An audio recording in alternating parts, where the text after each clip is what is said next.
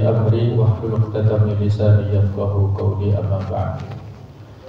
Para jamaah hadirin hadirat rahimakumullah, alhamdulillah kita bisa melaksanakan aktivitas ibadah pada kesempatan ini. Mudah-mudahan semua amal ibadah kita diterima oleh Allah Subhanahu wa taala, dilipatkan akan pahalanya, memberikan keberkahan dan manfaat untuk kita semuanya di dunia dan di akhirat. Amin ya rabbal alamin. Mari kita lanjutkan pembahasan dari kitab Tafsir Al-Munir, yaitu pada paragraf ayat 98 dan 99 dari surah Al-Imran yang berjudul ketetapan hati ahli kitab di dalam kekufuran dan sikap mereka yang menghalang-halangi dari jalan Allah Subhanahu wa taala. Ahli kitab adalah orang-orang Yahudi dan juga orang-orang Nasrani. Tetapi memang kebanyakan aktor ataupun provokator yang banyak diungkapkan di dalam surah Al-Imran ini adalah bercerita tentang orang-orang Yahudi. Mereka begitu bencinya kepada Nabi Muhammad SAW dan juga risalahnya dan juga kaum muslimin, dan berupaya untuk melakukan segala jalan dalam rangka untuk menghalang-halangi dakwah Islam. Termasuk diantaranya adalah dua ayat ini. A'udzu billahi minasyaitonir rajim. Qul ya ahlal kitab lima takfuruna bi ayatillah wallahu syahidun 'ala ma ta'malun. Katakanlah wahai Muhammad, wahai ahli kitab, lima takfuruna, mengapa kalian mengingkari ayat-ayat Allah? Wallahu syahidun 'ala ma ta'malun. Padahal Allah Maha menyaksikan apa yang kalian kerjakan. Qul ya ahlal kitab lima tasudduna an sabilillahi man amana tabghunaha iwaja wa antum syuhada wa mallahu bighafilin amma ta'malun. Katakanlah wahai Muhammad, wahai ahli kitab, lima tasudduna an sabilillah, mengapa kalian menghalang-halangi, menutup jalan orang-orang yang beriman dari jalan Allah? Kamu menghendakinya jalan Allah itu bengkok, padahal kamu menyaksikan, dan Allah tidak lengah terhadap apa yang kamu kerjakan. Ada sebagian daripada ahli tafsir yang memberikan judul dari dua ayat ini, kesesatan dan penyesatan. Ayat 98 itu konteksnya adalah kesesatan orang ahli kitab, dan ayat 99 itu adalah penyesatan, segala upaya yang dilakukan oleh ahli kitab untuk menyesatkan kaum muslimin, menutup jalan-jalan yang mengantarkan kepada kebenaran. Yang dimaksud dengan bi ayatillah, lima takfuruna bi ayatillah, mengapa kalian kufur, ingkar terhadap ayat-ayat Allah, itu adalah terhadap kerasulan Nabi Muhammad SAW.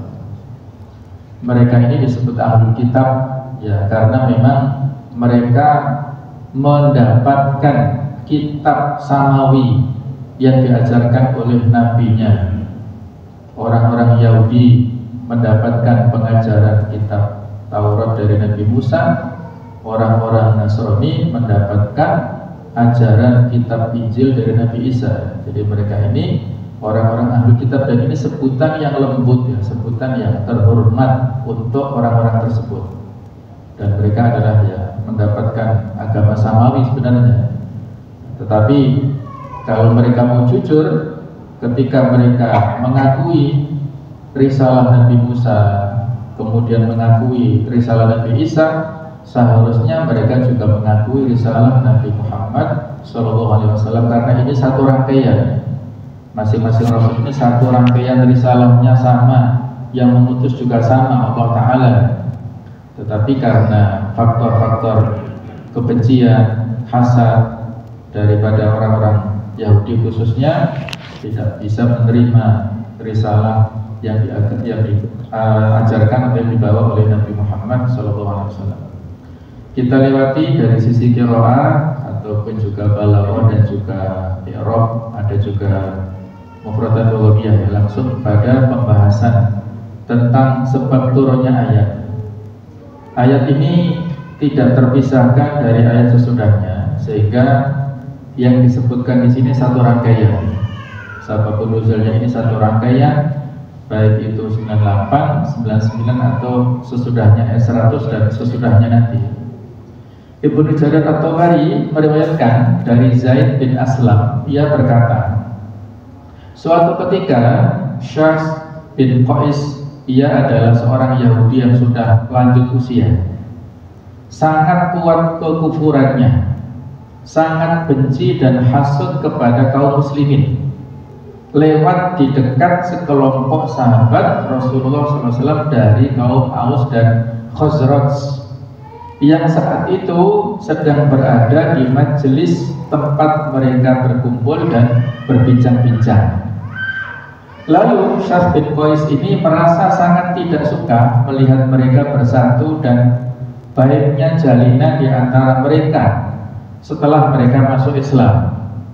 Padahal sebelumnya pada masa jahiliyah mereka saling bermusuhan. Lalu di dalam hatinya Syahs bin Qais ini berkata, kaum Bani Qailah, Aus dan Khazraj ini telah berkumpul dan bersatu di negeri ini. Tidak, sungguh demi Allah, kami tidak akan merasa tenang dan tentram jika mereka berkumpul dan bersatu di negeri ini. Lalu Syahs bin Qais ini menyuruh seorang pemuda dari kaum Yahudi yang waktu itu berada bersamanya untuk ikut masuk ke dalam perkumpulan tersebut. Ia berkata kepadanya, pergi dan duduklah bersama mereka. Ingatkanlah mereka tentang kejadian Bu'ath dan nyanyikanlah, senandungkanlah syair-syair, puisi-puisi yang mereka ucapkan pada saat itu. Bu'ath adalah nama hari di mana terjadi pertempuran antara Aus dan Khazraj yang berakhir dengan kemenangan pihak Aus. Jadi pada masa sebelum datangnya Islam di Yathrib atau di Madinah, dua suku besar, Aus dan Khazraj ini ya, kurang lebih 5 tahun sebelum Nabi Hijrah itu sudah sering melakukan peperangan.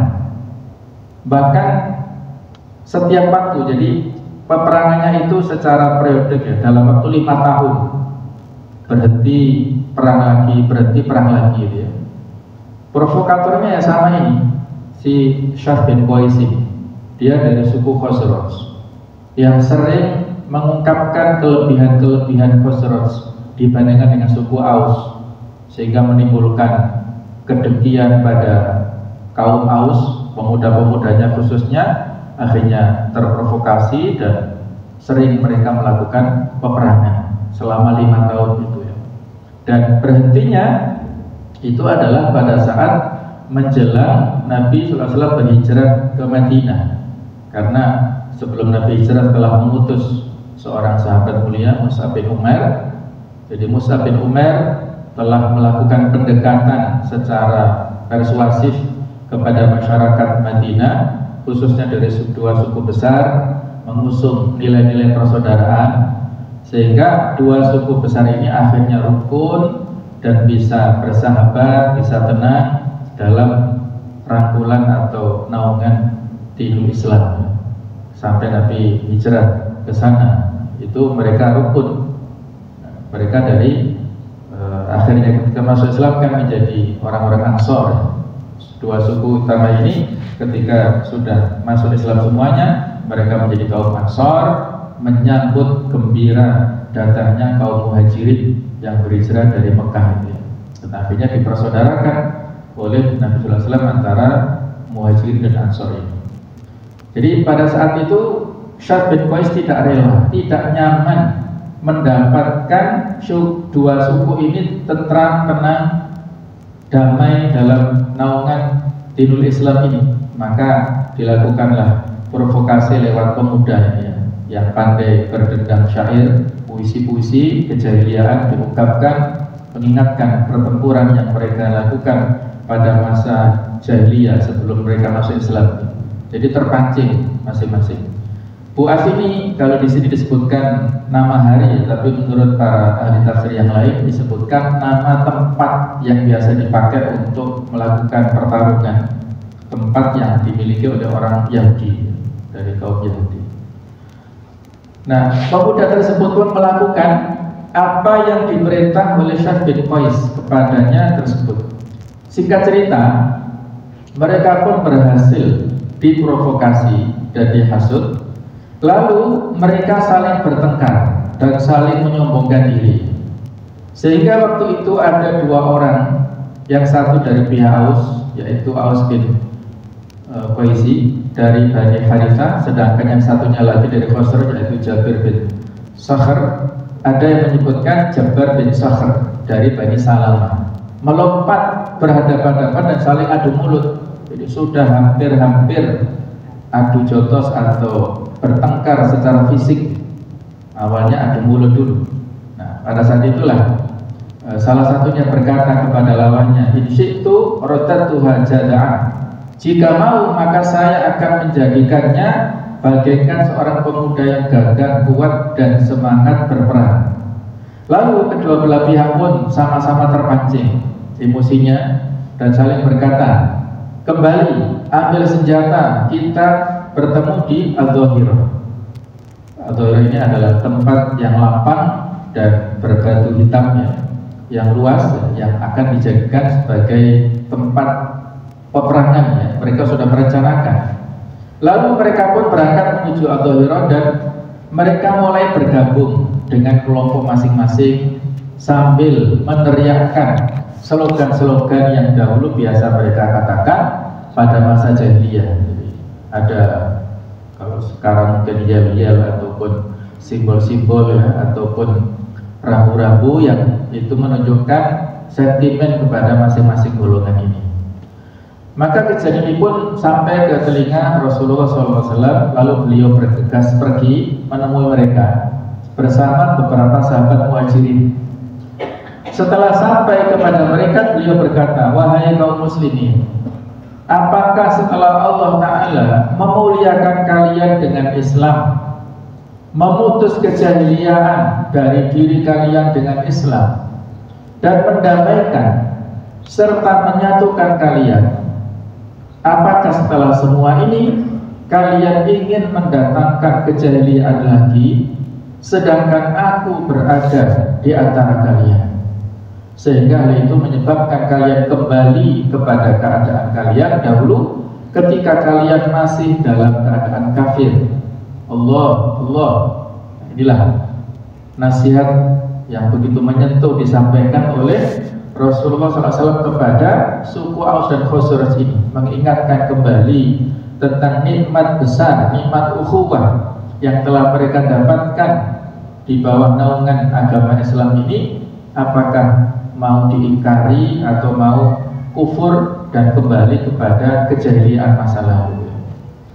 Nah, mendengar seruan beliau tersebut, mereka pun tersadar dan tahu bahwa apa yang sedang mereka alami adalah akibat hasutan setan dan tipu daya musuh mereka. Lalu mereka pun melemparkan senjata mereka dan saling berpelukan antara satu dengan yang lainnya.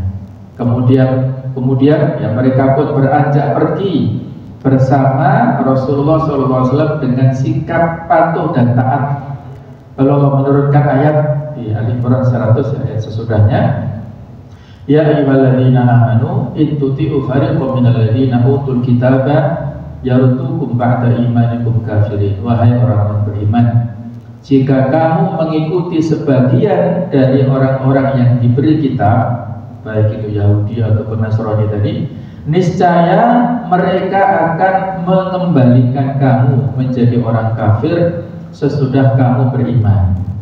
Jadi yaruddukum akan menjadikan kalian murtad Jadi inilah ayat yang bisa kita jadikan sebagai pijakan bahwasanya gerakan-gerakan pemurtadan itu memang fakta, nyata dari dulu sampai sekarang ini dan terus berlanjut. Gerakan pemurtadan yang dilakukan oleh orang-orang kafir, orang-orang Yahudi ataupun orang-orang Nasrani, orang-orang ahli kitab ini. Nah, berikutnya adalah kata Jabir bin Abdullah, sebelumnya tidak ada orang yang datang kepada kami yang lebih kami benci daripada Rasulullah SAW. Lalu beliau memberi isyarat kepada kami dengan tangan beliau. Lalu kami berhenti, dan Allah pun mendamaikan dan menyatukan kami. Maka sejak saat itu tidak ada orang yang lebih kami cintai daripada Rasulullah SAW, dan kami tidak menyaksikan hari yang lebih buruk dan keji pada awalnya, namun paling baik akhir dan kesudahannya daripada hari itu. Bisa kita ikuti tadi ya, bagaimana hasutan pemuda lewat perintah Sa'd bin Qais tadi. Kemudian bisikan-bisikan setan ke telinga mereka, walaupun mereka sudah masuk Islam, sudah mengatakan dua kalimat syahadat, sudah bagus keislamannya, tetapi sangat rentan mendapatkan hasutan adu domba dari musuh-musuh Islam. Alhamdulillah pada saat itu langsung ditaucih, diberikan nasihat oleh Rasulullah SAW. Ya, kalau ini terjadi ya pada zaman sekarang, kira-kira siapa tokoh pemersatu yang bisa didengarkan nasihatnya dan juga tausiahnya oleh seluruh komponen kaum muslimin? Nah, itulah sehingga ya, salah satu celah perselisihan ya, ataupun perpecahan sekarang ini, di samping adalah provokasi yang itu adalah merupakan sebab utama ya. Jadi bisa kita saksikan generasi pertama Islam yang disebut sebagai khairul ummah, kuntum khairu ummatin ukhrijat linnas ya, generasi sahabat. Ini kan generasi pertama, didikan langsung daripada Rasulullah SAW, tetapi sangat rentan mendapatkan provokasi dari orang-orang non-muslim. Dan ini pun berlangsung ya, tidak berhenti sampai di sini, terus berlanjut sampai beliau wafat, kemudian diganti kekhalifahan oleh Abu Bakar, oleh Umar, dan puncaknya pada Utsman. Dan itu berkelanjutan, fitnah-fitnah terus itu terjadi, provokasi dan juga segala macam serangan-serangan dari orang-orang luar menyusup ke barisan kaum muslimin. Ini terus membakar sentimen-sentimen di masing-masing orang ya. Mereka generasi terbaik dan mereka kita jadikan sebagai pemberi arah ya. Ashabi kan nujum, para sahabatku itu adalah seperti bintang-bintang. Dari mana kita ambil petunjuk, maka kita akan mendapatkan arahan dari para sahabat ini. Betul ya, kita tidak mengurangi hormat sama sekali dari segala macam kejadian yang dilakukan oleh para sahabat. Kita tetap hormat dan ihtiram kita kepada mereka. Tetapi yang kita ambil pelajaran adalah ada semacam provokasi adu domba tadi dari musuh-musuh Islam, sehingga bagaimana terjadinya peperangan-peperangan antar sahabat. Awalnya perbedaan pendapat, kemudian menjadi perselisihan, dan akhirnya menjadi perpecahan, dan pada puncaknya itu adalah pertumpahan darah peperangan itu. Bagaimana latar belakang terjadinya perang Jamal ya, perang unta antara Ali dan Aisyah. Ini kan ya antara Ummul Mukminin Aisyah dengan Ali yang keponakan Nabi, sepupu Nabi dan juga menantu beliau ya.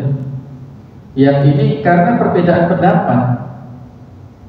Pada saat terbunuhnya Utsman bin Affan, itu keluarga besar ya Bani Umayyah ingin membalas, mengkisos siapa pembunuh Utsman. Nah, pada saat itu Ali terpilih jadi khalifah, dituntut bertanggung jawab untuk mengkisos para pembunuh Utsman. yang dalam kejadiannya menurut riwayat ini memang peristiwa yang sangat menyedihkan ketika kaum muslimin melaksanakan ibadah haji ya. Kan pusat pemerintahan Utsman dan sesudahnya itu kan di Madinah ya. Mereka pada saat musim haji banyak yang berhaji, para sahabat senior itu ke Mekah. Nah pada saat musim itulah dimanfaatkan oleh orang-orang yang memusuhi Islam ya. Yang utamanya disinyalir ini adalah ya orang-orang yang nantinya itu dari kelompok-kelompok Khawarij. Kelompok Khawarij ini kan belum ada saat itu ya. Yang ada itu nanti setelah perselisihan Ali dengan Muawiyah, itu kelompok Khawarij yang tidak rela dengan tahkim atau rekonsiliasi antara Ali dan Muawiyah, yang akhirnya yaitu diawali perang Siffin. Jadi ini ada 25.000 menurut riwayat mengepung rumahnya Utsman. Jadi jumlah yang besar, kekuatan yang besar. Nah, jadi ada tuntutan dari Bani Umayyah untuk melakukan kisos kepada pembunuh Utsman, tetapi ada pembelaan dari keluarga besarnya pembunuh tersebut. Dikhawatirkan pada suasana pemerintahan yang belum kondusif ya, saat Ali memerintah ini terjadi perselisihan besar antara dua kubu ini. Nah, jadi Ali sebagai khalifah saat itu melihat madharat dampak yang muncul kalau ditegakkan kisos pada waktu dekat itu akan lebih berat, maka ditunda dulu ya. Tetapi ada ketidaksabaran dari oknum-oknum tertentu dan tentunya provokasi ya, sehingga ya terjadilah perang Jamal itu terjadi di daerah Kufah sana ya. Terjadi perang antara pihak Aisyah yang saat itu masing-masing mengirimkan sekitar 10 ribuan ya, masing-masing dari Aisyah atau dari Ali, dan korbannya tidak sedikit ya. Korbannya dari Aisyah itu 7.500-an, kemudian dari Ali itu 500-an. Ini orang-orang muslim semua. Yang awal memang mereka saling menahan, tetapi karena pada last minute malam-malam itu diprovokasi, orang-orang kafir, orang-orang ahli kitab ini menyusup ke dalam dua barisan sehingga memanfaatkan situasi itu untuk memanamasi dan akhirnya pecahlah peperangan itu.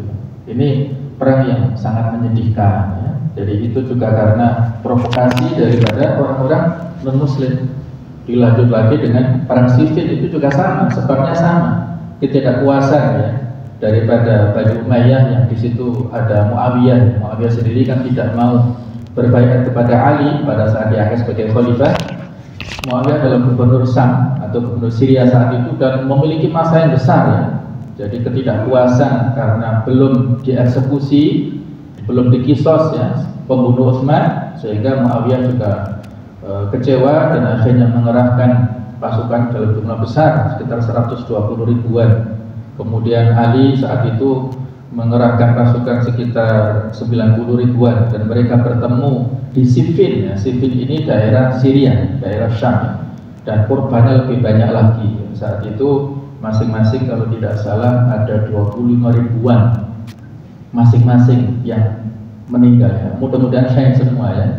Ya inilah ya generasi terbaik pada masa sahabat ini ya. Kita tidak bisa menyalahkan satu, menyalahkan yang lain, tetapi yang menjadi pelajaran utama bagi kita adalah itu tadi, ada celah-celah di antara sop barisan kaum muslimin yang mudah dimasuki oleh para provokator dari orang non-muslim, sehingga saat ini ya juga harus lebih waspada. Kalau pada zaman itu yang dekat dengan masa risalah saja masih sangat rentan dengan segala macam adu domba, apalagi sekarang ini yang kekuatan kaum muslimin tentunya tidak sekuat dulu, dan juga kekuatan orang non-muslim lebih dahsyat lagi sekarang ini. Inilah pelajaran yang paling berharga ya dari peristiwa ini. Kemudian munasabatull ayat, persesuaian antara ayat ini dengan sebelumnya. Setelah Allah Ta'ala menyebutkan dalil dan bukti-bukti kenabian Nabi Muhammad SAW kepada ahli kitab, sikap penentangan dan penolakan mereka, mementahkan dan membantah persangkaan dan kesesatan-kesesatan mereka, maka selanjutnya Allah Ta'ala mencela mereka atas sikap mereka yang masih saja terus-menerus dalam kekufuran, dan sikap mereka yang selalu memalingkan dan menghalang-halangi orang-orang dari agama Allah Ta'ala. Dalam hal ini Allah memanggil mereka dengan panggilan ahli kitab sebagai bentuk panggilan yang halus dan lembut untuk mengajak dan membujuk mereka agar bersedia mengubah sikap mereka terhadap dakwah Nabi Muhammad SAW serta mengajak mereka agar beriman kepada risalah beliau, karena mereka sebenarnya mengetahui dengan jelas tentang kebenaran apa yang beliau bawa. Ini berarti khusus atau lebih difokuskan ya kepada orang-orang Yahudi ya, disebut ahlu kitab yang terdiri dua agama tadi, tapi lebih utama adalah orang-orang Yahudi yang mereka mengetahui kebenaran tetapi menolaknya, sehingga disebut al-maghdub alaihim, yang kita berdoa supaya dijauhkan dari jalan al-maghdub alaihim, orang-orang yang dibenci oleh Allah, yaitu orang-orang Yahudi. Berikutnya tafsir dan penjelasan. Katakan kepada mereka, wahai Muhammad, wahai ahli kitab, kenapa kalian kufur dan mengingkari ayat-ayat Allah? Apa sebabnya kalian bersikap seperti itu? Dan apa dalil yang mendasari sikap penentangan dan penolakan kalian terhadap dakwah Islam? Apa sebabnya kalian selalu bersikap memalingkan dan menghalang-halangi kaum mukminin dari keimanan yang benar, yang bisa meningkatkan derajat akal dengan cara menggunakannya untuk memperhatikan dan merenungi alam semesta, menyucikan jiwa dengan akhlak dan mengangkat derajat manusia dengan amal perbuatan soleh. Nah, inilah pertanyaan renungan untuk ya kita semuanya dan ditujukan kepada orang-orang ahli kitab tadi ya. Sementara itu, dengan sikap kalian yang selalu menentang, yang didasarkan atas perasaan hasud, iri, sombong, angkuh, dan selalu menimbulkan kesyubhatan yang batil, dengan sikap ini sebenarnya kalian ingin memunculkan kondisi menyeleweng dan menyimpang dari manhaj yang hak dan jalan yang lurus yang berdasarkan hidayah, berdasarkan petunjuk. Sedangkan kalian mengetahui dengan jelas dan pasti tentang kebenaran akan kenabian Nabi Muhammad SAW, dan kalian juga mengetahui bahwa kalian telah diberi berita gembira tentang kedatangan Nabi Muhammad SAW. Para pendeta ataupun pemuka agama mereka sudah tahu, dalam kitab-kitab mereka juga sudah disebutkan berita gembira tentang kedatangan Nabi akhir zaman itu dengan ciri-cirinya. Tapi karena Nabi akhir zaman tidak dari keturunan Bani Israel, ya, maka inilah yang menjadi penyebab utama penolakan mereka kepada Nabi Muhammad SAW.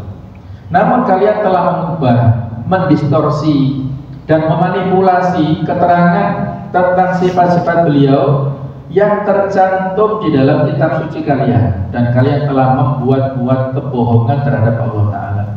Ketahuilah bahwa sekali-kali Allah tidak akan pernah lupa dan lalai terhadap perbuatan dan tipu daya kalian. Allah Ta'ala pasti akan memberi balasan kepada kalian atas perbuatan kalian tersebut.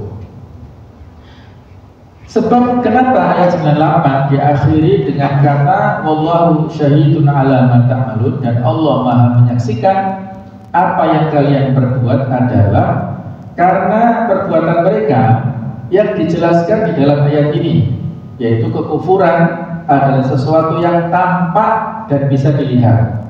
Sedangkan ayat setelahnya diakhiri dengan kata wa mallahu bighafilin amma ta'malun, karena sikap mereka di dalam memalingkan dan menghalang-halangi kaum mukminin dari Islam melalui cara-cara muslihat dan tipu daya. Jadi sudah saya singgung ya bahwasanya nanti ada penegasan lagi ya tentang ciri ataupun tema utama dari dua ayat ini. Jadi kalau pada ayat 98 diakhiri Allah Maha menyaksikan apa yang kalian perbuat, ayat yang ke-99 diakhiri Allah tidak lupa terhadap apa yang kalian perbuat. Sama-sama ada kata-kata tak malunya di sini. Kata ya ahli kitab ini disebutkan secara berulang dengan tujuan mencela ahli kitab. namun dengan lembut dan ramah, agar hati mereka terbujuk dan mau bergabung ke dalam dakwah Islam yang sebenarnya, sama dengan ajaran-ajaran dasar kitab suci mereka yang masih benar dan murni, belum diubah dan didistorsi. Kalau ajaran murni mereka sama, ajaran tauhid, risalah yang dibawa Nabi Musa, Nabi Isa juga sama. Tidak ada perintah pengkultusan kepada Nabi Isa, tidak ada perintah untuk menuhankan beliau, tidak ada. Semuanya perintah tauhid. Tapi adanya karena ada pengubahan, distorsi, ada perubahan, sehingga mereka menjadi sesat. Ayat pertama bertujuan mencegah mereka dari kesesatan, sedangkan ayat kedua mencegah mereka dari menyesatkan orang lain. Nah, itulah peringatan keras dari Allah Ta'ala kepada ahli kitab. Ayat 98 memperingatkan supaya mereka tidak sesat.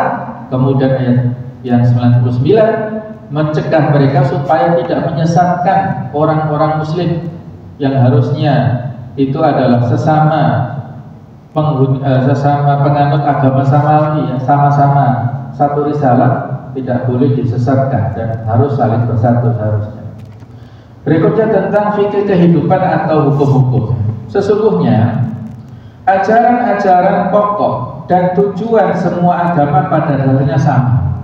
Cara-cara semua agama di dalam menyampaikan dakwah kepada tauhid, keluhuran akhlak dan budi pekerti, serta dakwah untuk hanya menyembah Allah semata adalah sama.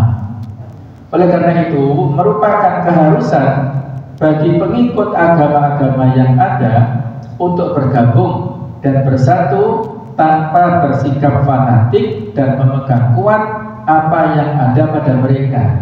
Kalau mereka mau jujur, mau objektif, mau fair, maka harusnya menerima risalah Islam ini tanpa ada penolakan, karena sama, ujung-ujungnya adalah pemberi risalah, yaitu dari Allah Ta'ala, pembawa risalahnya para rasul. Ini juga memiliki kesamaan, visi-misinya sama, tujuannya sama.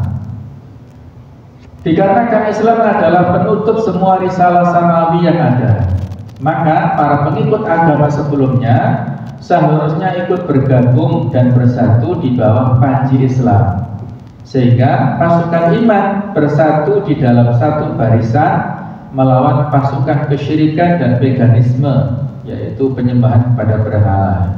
Orang-orang muslim, mereka adalah orang-orang yang beriman kepada semua rasul tanpa membedakan antara satu dengan lainnya, dan beriman kepada apa-apa yang diturunkan kepada semua para rasul berupa kitab suci, suhuf, dan ajaran-ajaran yang dibawa oleh para nabi terdahulu, ya. Amana rasuluh bima unsila ilaihi min rabbil mu'minun kullun amana billahi, dan seterusnya yang sering kita baca di akhir surat Al-Baqarah ini. Inilah yang ditekankan dan digarisbawahi oleh Islam di dalam dakwahnya kepada ahli kitab, agar mereka berhenti bersikap membangkang dan hasud serta bersegera menerima dakwah Al-Quran. Kedua ayat ini merupakan salah satu bentuk celaan Allah Ta'ala terhadap ahli kitab dengan cara yang halus dan ramah atas sikap penentangan dan penolakan mereka kepada yang hak, pengingkaran mereka terhadap ayat Allah, yaitu Al-Quran dan kandungan-kandungannya yang menjadi dalil dan bukti akan kenabian Nabi Muhammad SAW, dan sikap mereka yang selalu memalingkan dan menghalang-halangi orang-orang yang beriman dari jalan Allah dengan segenap kekuatan dan tipu daya yang mereka miliki, padahal mereka tahu dengan jelas dan pasti bahwa apa yang dibawa Nabi Muhammad adalah benar dari Allah, dan mereka juga telah diberi berita gembira oleh para nabi sebelumnya tentang kedatangan Nabi Muhammad SAW. Kalau mereka pada zaman itu berupaya menutup jalan kepada kebaikan dengan cara-cara yang frontal, cara-cara fisik, cara-cara yang kasar dengan senjata dan bahkan sampai peperangan, tapi kalau sekarang mereka melakukan upaya-upaya untuk mempengaruhi dan melakukan provokasi kepada kaum muslimin, ya, mengadu domba di antara kaum muslimin dengan cara-cara yang halus yang disebut dengan al-ghazw tsaqafi atau al-ghazw fikri, perang pemikiran, perang peradaban, dan dengan daya kekuatan mereka menyusup kepada masing-masing negara-negara Islam.